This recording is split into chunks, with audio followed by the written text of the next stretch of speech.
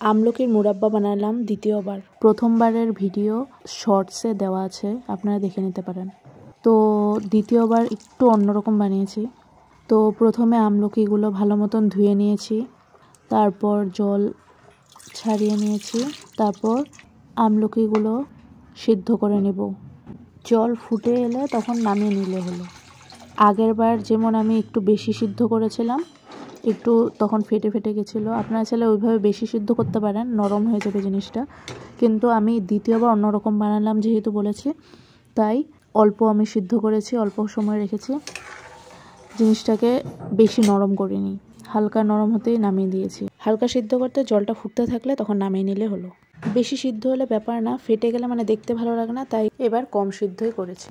এমনিও রসের মধ্যে দিলে আস্তে আস্তে সেটাতে ফুটতে ফুটতে সিদ্ধ হয়ে যাবে।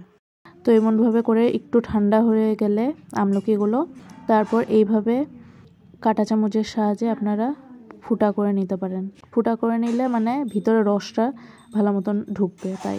তো এইভাবে আমি সব কটা আমলকিকে এইভাবে চামচ দিয়ে ফুটো করে নিলাম। তারপর সেগুলোকে অন্য একটা বাটির মধ্যে রেখে নিয়েছি। তো আগের বার যে বানিয়েছিলাম আমলকি, এই যে 4টা আমলকি বেঁচেছিল। আমার ভিডিওগুলো যদি আপনাদের ভালো লেগে থাকে তাহলে অবশ্যই চ্যানেলটিকে সাবস্ক্রাইব করে দিবেন এবং ফেসবুক পেজটিকে ফলো করে দিবেন। Thank you. তারপর যা আগে মিশ্রি বেঁচেছিল ওগুলো দিয়েছি। তারপর ওই এতটুকু মিশ্রিত হবে না, তাই অল্প চিনি নিয়ে নিয়েছি। আপনারা চাইলে চিনি না দিতেও পারেন, শুধু মিশ্রি দিয়ে তৈরি করতে পারেন। আজ কিন্তু একদম কমিয়ে রাখতে হবে। আর আপনার গুড় দিয়েও কিন্তু তৈরি করতে পারেন। গুড় দিয়ে আমি করিনি, কিন্তু করলে দেখাবো। আমি গোলমরিচ নিয়েছি আর এলাচ নিয়েছি।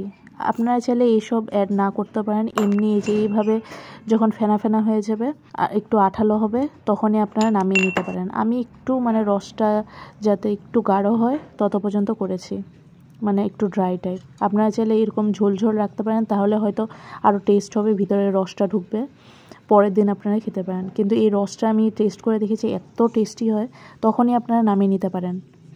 এইভাবে রসটা হাত দিয়ে দেখে নিতে পারেন, আঠালো হলে এটা তৈরি। আপনারা চাইলে এলাচ, গোলমরিচ এগুলোর মিক্স না করতে পারেন, বিট নুনটা মিক্স করতে পারেন। বিট নুনটা মিক্স করলে ভালোই লাগবে, কিন্তু এলাচ না দেওয়াই ভালো আমার মতে।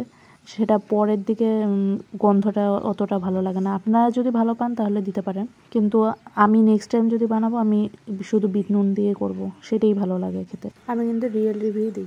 আমলকির তো অনেকই গুণ, সি ভিটামিন, এটি মুখের স্বাদও বাড়ায়, সর্দি কাশি হলেও আপনাদের ইমিউনিটি বাড়বে। একবার অবশ্যই বাড়িতে বানিয়ে দেখতে পারেন। ভিডিওটি ভালো লাগলে অবশ্যই লাইক, শেয়ার, কমেন্ট এবং সাবস্ক্রাইব এবং ফলো করে দিবেন ইউটিউব, ফেসবুক চ্যানেলটি।